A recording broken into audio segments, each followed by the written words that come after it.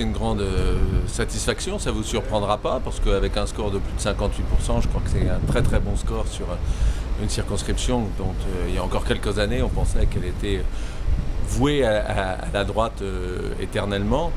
J'y vois évidemment un soutien à François Hollande, un vote de cohérence et puis au premier mois du gouvernement, mais aussi, je pense, à une reconnaissance du travail, de mon action. Et la dernière fois, j'ai gagné à l'arraché de quelques centaines de voix.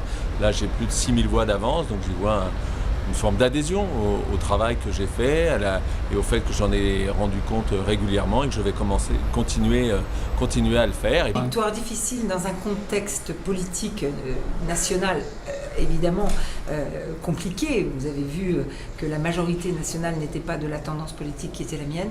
Et c'est la première fois que dans une circonscription, et la deuxième circonscription en particulier, qui votent souvent dans la tendance nationale, mais c'est la première fois qu'ils ont conforté une députée qui sera aujourd'hui dans l'opposition. Et c'est la première fois qu'un député, et je suis fière de pouvoir l'être, aura 3 mandats successifs dans cette circonscription. Ça ne s'était jamais vu auparavant.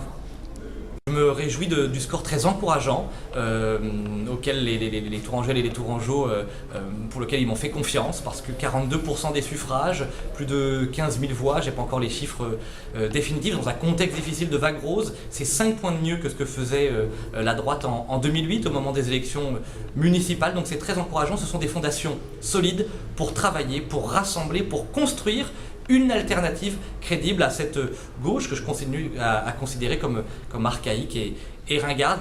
Eh bien écoutez, d'abord sur le résultat même, 40%, près de 40% à quelques centaines de voix près, me positionne effectivement en perdant. Mais aujourd'hui, je trouve que ce score est très honorable pour une première candidature aux législatives, face évidemment à une adversaire qui cumulait les mandats, puisque en plus d'être conseillère générale du canton de Montbazon, présidente du conseil général de l'Indre-et-Loire, députée sortante et ministre depuis quelques semaines, ça fait quand même beaucoup de cumul de mandats par rapport à la notoriété que pouvait avoir Madame Touraine, et qui a bénéficié aussi d'une hyper-médiatisation compte tenu de l'actualité politique, ce qui est tout à fait, j'allais dire, dans les règles de l'art.